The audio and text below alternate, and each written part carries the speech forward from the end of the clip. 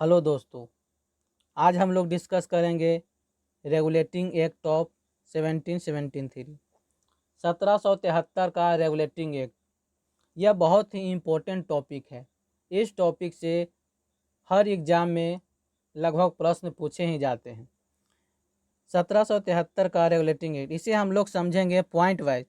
इसके लिए हमने नीचे कई सारे पॉइंट लिखे हैं जिसकी सहायता से हम लोग इसे समझेंगे। तो चलिए स्टार्ट करते हैं। पहला पॉइंट यह कहता है कि regulating act of 1773 was the first landmark in the constitutional development of India. मतलब हम कह सकते हैं कि 1773 का रेगुलेटिंग एक्ट भारतीय संवैधानिक विकास का पहला लैंडमार्क है,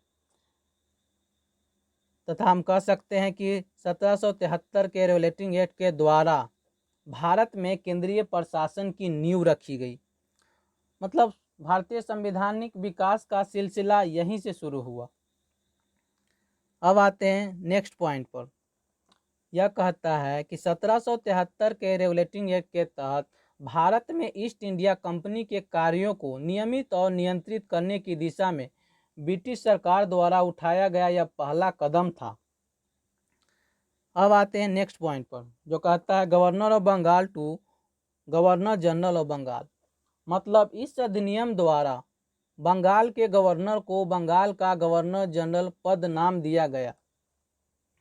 मतलब हम कह सकते हैं कि 1773 के रेगुलेटिंग एक्ट के तहत ही बंगाल के गवर्नर को अब बंगाल का गवर्नर जनरल कहा जाएगा।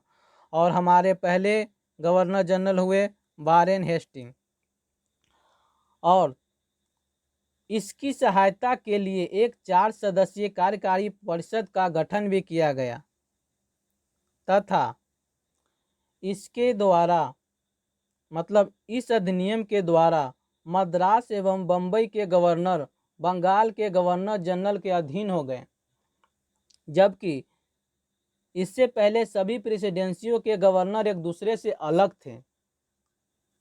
अब आते हैं नेक्स्ट पॉइंट की ओर। Establishment of Supreme Court at Calcutta 1774। मतलब इस अधिनियम के अंतर्गत कलकत्ता में 1774 में एक उच्च न्यायालय की स्थापना किया गया, जिसमें मुख्य न्यायाधीश और 3 अन्य न्यायाधीश थे।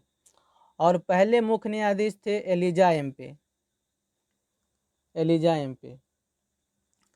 अब चलते हैं नेक्स्ट पॉइंट की ओर।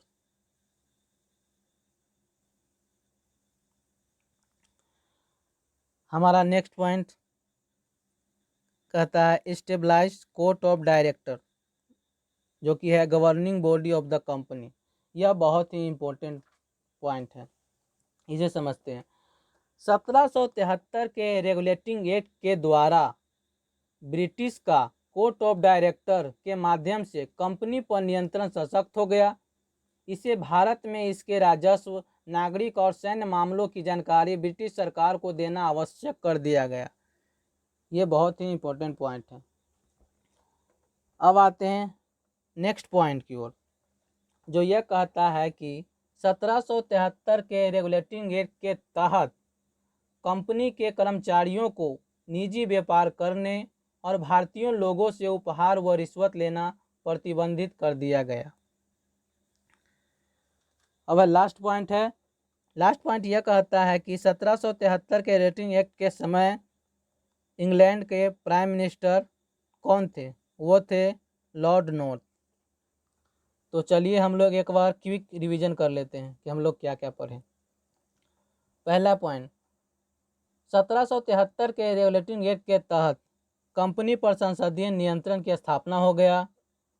1773 के रेगुलेटिंग एक्ट के तहत ही गवर्नर की जगह अब गवर्नर जनरल हो गया, और बंगाल के पहले गवर्नर जनरल हुए वारेन हेस्टिंग।